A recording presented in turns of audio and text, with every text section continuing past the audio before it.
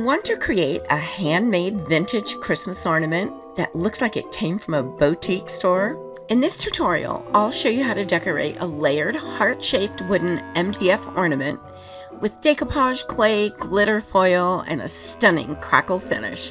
Hello, my crafty friends. I'm Donna from Mason Creations, etc., and welcome to my channel. If you're ready to do this, let's get started making a mess.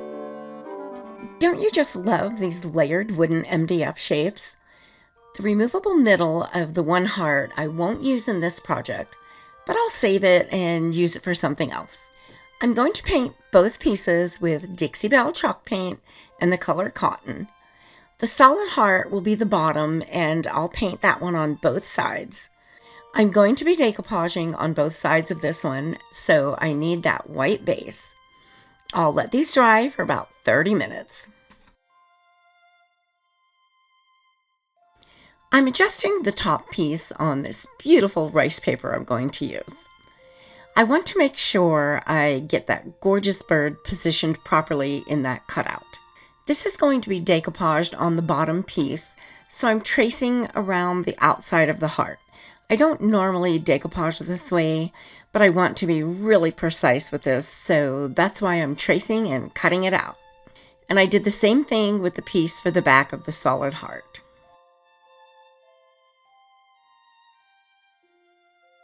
I'm going to use Polyvine Heavy Duty Wood Varnish as my decoupage glue today. All of the Polyvine varnishes can be used as a decoupage adhesive. It works so much better than the most popular decoupage glue, which takes 28 days to completely dry and cure. Polyvine dries to the touch in 1 hour and is completely cured in just 5 days. I love this product, and it's always my go-to for decoupaging. Once I got my paper aligned perfectly, I added my adhesive and then brushed a layer over top as well. After that dried in about an hour, I flipped it over and did the back side with the other piece of rice paper and let that dry for an hour as well. This and all the products you're going to see me use today came from decoupagenapkins.com, my wonderful sponsors. Make sure you stick around. I'm going to have a discount code for you shortly. Even though I cut these to fit, there is still a tiny bit of excess paper hanging over some of the edges. I'm using a medium grit sandpaper. I'm sanding in a downward motion. This cuts the paper clean right at the edge of your base. I'm going around the entire thing until all the excess paper has been removed. Make sure you don't go in an upward motion. That could lift your paper. I painted this white because I was going to decoupage it as well, but I changed my mind, as I often do, and I'm going to do a really cool paint technique instead. Do you guys change your mind mid-project? Tell me all about it. I want to hear. My designs continuously morph as I'm working on my projects. First, I'm painting it with Dixie Belle in the color drop cloth. I misted the paint with some water to keep it from drying. While the paint is still wet, I'm sponging on Pen Tart in the color hazelnut right on top of the other wet paint. As I'm sponging on the hazelnut, I'm misting it with more water.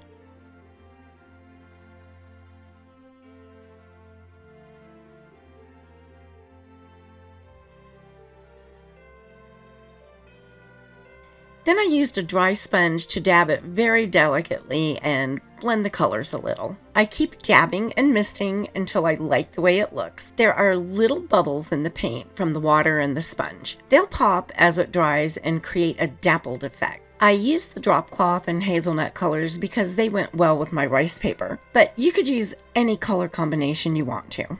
I let the paint dry for about an hour, and now I'm going to darken the edges using brown ink and a blending brush.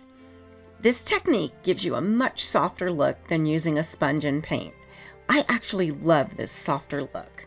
I'm inking up the brush and then going in a circular motion, starting on the paper towel and blending over the edges of the heart. Ink comes in so many different colors, so again, you can do this in any color that suits your project. Where are you all watching from, my crafty friends? Let me know in the comments. I just love to see what cities and countries all my friends are watching from. I'm filming from sunny Las Vegas, Nevada in the United States. I'm using Polyvine Heavy Duty Wood Varnish in a dead flat finish to seal the top open heart piece. I'm going to be adding something sparkly and glittery to this, and I want the contrast of a matte surface under my sparkles. Just wait, you're going to love this.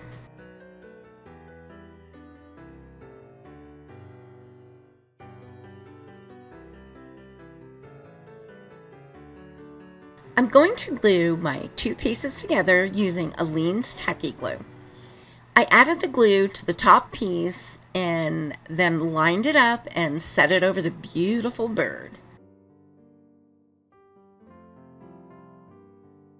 And oops, I almost forgot to add my tassel.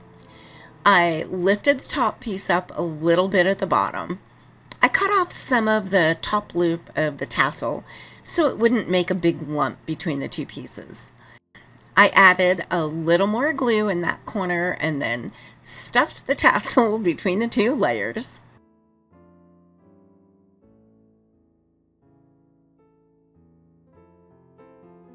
I added quite a few clips to hold this together while the glue was drying, and I let this dry for a couple of hours. Tacky glue actually dries pretty fast. Any glue that seeped out between the layers I removed with a damp paintbrush.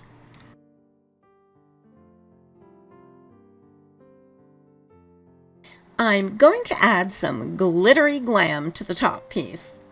It'll stand out nicely on my matte surface. I'm going to start by using a stencil that has snowflakes on it. I sprayed the back of my stencil with Pixie repositionable stencil adhesive. This will keep mediums from bleeding under the stencil. I sprayed it on and let it sit for about 10 minutes. I'm placing the sticky side on my piece. I'm going to add some Deco Foil transfer gel with a palette knife. I'm placing it over the stencil and scraping off the excess. If you're enjoying this video, please let me know by hitting that like button. And why not share this with a friend? Thanks for doing that. You won't want to miss any of the new projects coming up, so don't forget to subscribe. I'm scraping off anything that might be going over the edge as well. This will need to dry for several hours or even overnight until it turns completely clear and is very sticky. Make sure you clean your stencil right away with soap and water. This is glue, so you don't want it to dry on your stencil. My transfer gel is dry now, so it's time to add that foil. Feast your eyes on this gorgeous gold glitter foil sheet. It's so pretty. I'm going to lay it over the sticky dried glue, glitter side up, and rub it. The foil will stick to the glue, and when you pull it up, you'll have some gorgeous glittery glam.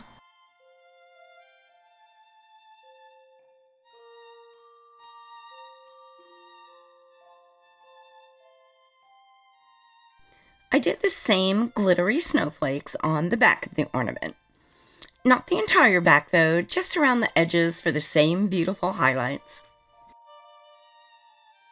Because you're watching this video today, decoupagenapkins.com is going to give you a 10% discount on one order that's a minimum of at least $50. This is a one-time discount and is good on your entire order when you use the code MASON10 in all caps at checkout. You can also use this discount in conjunction with the free shipping on orders over $75. So now you can get that mold you've been eyeing or some additional rice papers you've been wanting. Even if you've been ordering from them in the past, you can still take advantage of this one-time 10% discount when using the code above. I'll leave all this information for you in my description box below.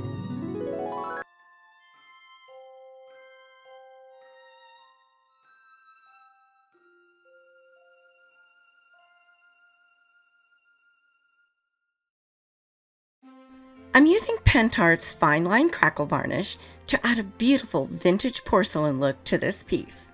It's a two-part system and I'm brushing on component number 1. I'll let that dry for about an hour or so until it's clear. You're going to see me use a lot of different tools that make life so much easier. Things like a turquoise cup cradle to keep round objects from getting away, a bow jabra that makes bows in a snap, a water brush for separating rice paper and napkins, nail art brushes for fine detail work, palette knives, a rhinestone picker, and others. All of these items are listed in my description box below and my favorite tools section, just in case you'd like to check any of them out. Now that it's dry, I'll brush on component number 2. This step is an amber color. Use thin, even strokes. If you get buildup or drips anywhere, it'll show when dry. I'll let this dry for a couple of hours. Once dry, you'll see the cracks. I have some amazing cracks now, and I'm going to add some antiquing so you can see them.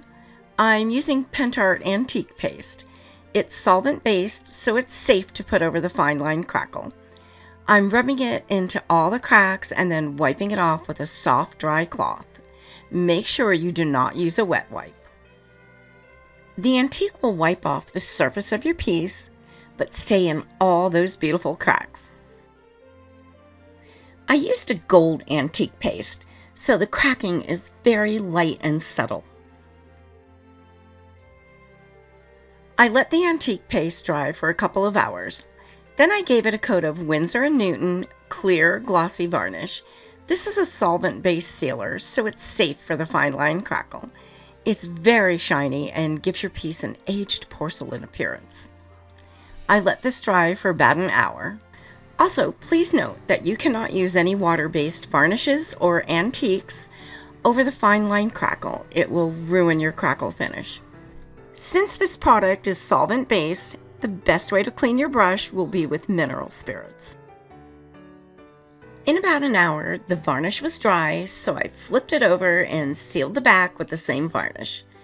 This way, that spectacular shine is the same on the front and the back.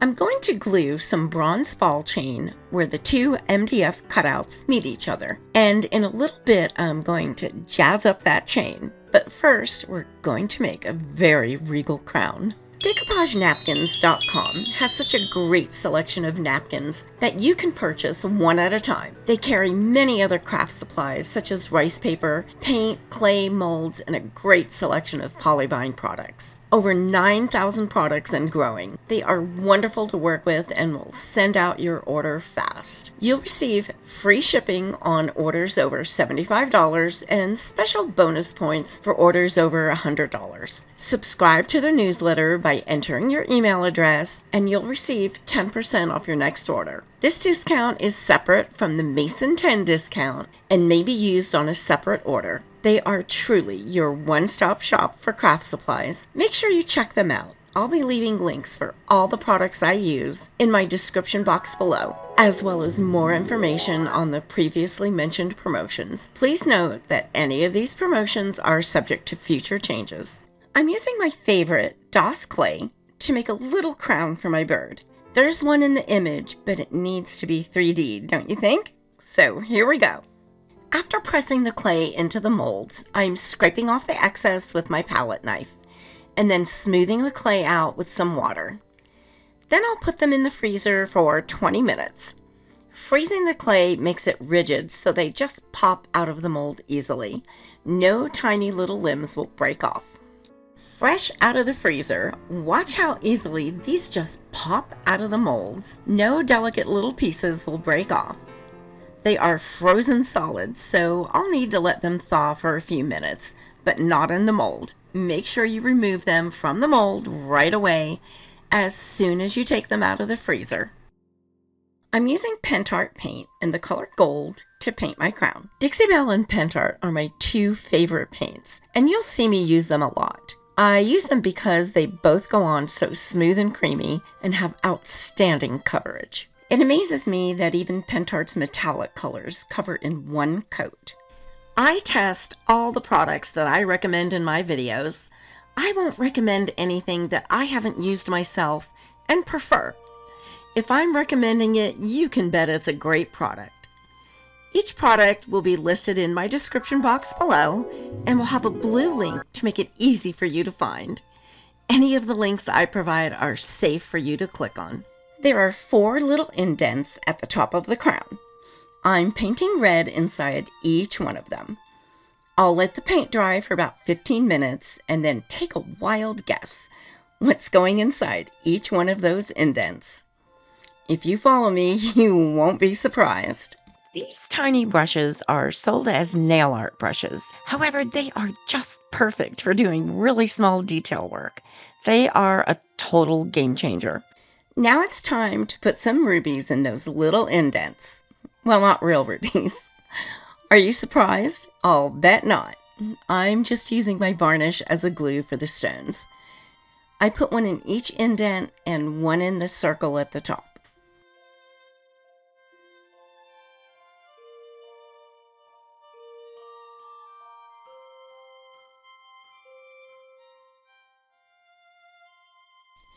I gave the crown a coat of varnish and let it dry for an hour. I want to cover up the edges of this heart shape because they're raw and covered in paint, so I'm going to add a beautiful glittery gold trim. It has tiny gold ball chain on both sides. It goes well with this project. I'm using my hot glue gun to attach it to the sides.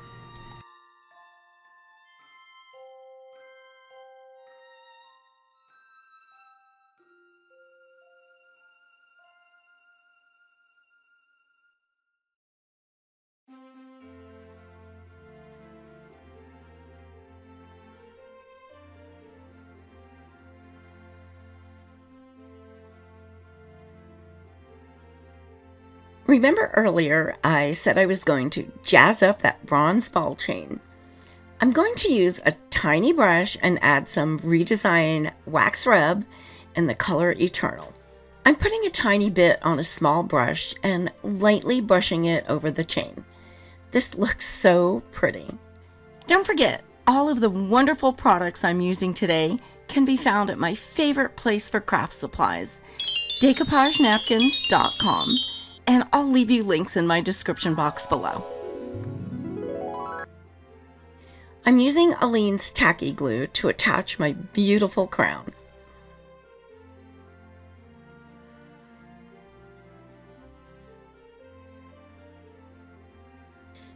And now all this project needs is a beautiful bow. I'm going to do something a little different today. I bought some fabric quilt squares. I like this because they're small, usable pieces. I'm going to rip a strip off the edge and pull off some of the loose threads. This piece of the bow will look a little tattered and old.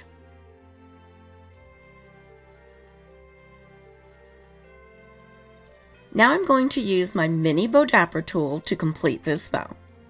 There are vertical slits and horizontal slits. Add a thin cord or a small ribbon through the vertical slits. Then you can layer your ribbon back and forth in the horizontal slits, using as many layers of ribbon or as many different types of ribbon that you want to.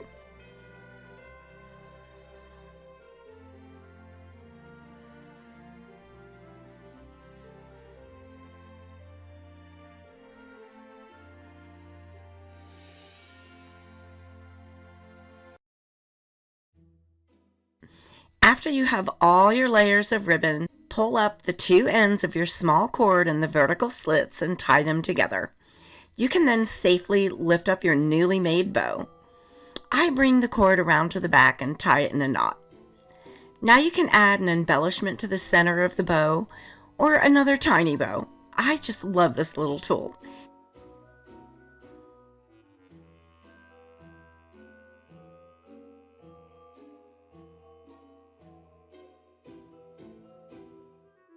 I also made 2 tiny red satin bows to put at the top of the tassel in the front and back. I'm going to add a little greenery to the large bow at the top. I put it between the red cotton ribbon and the tan velvet ribbon.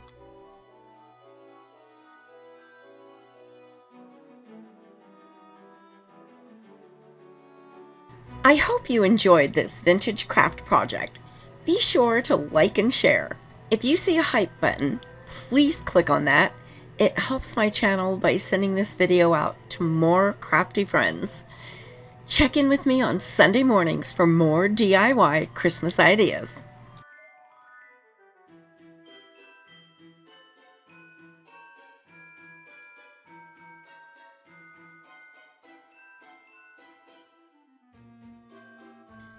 I put together a playlist of some other Christmas projects.